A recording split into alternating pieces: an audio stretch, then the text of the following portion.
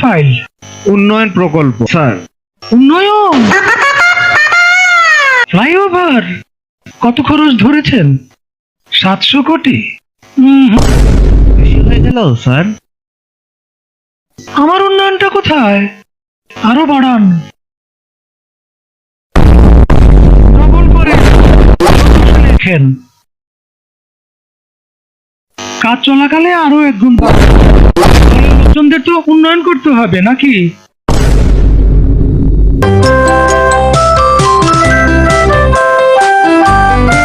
ফ্লাইওভারের বাজেট।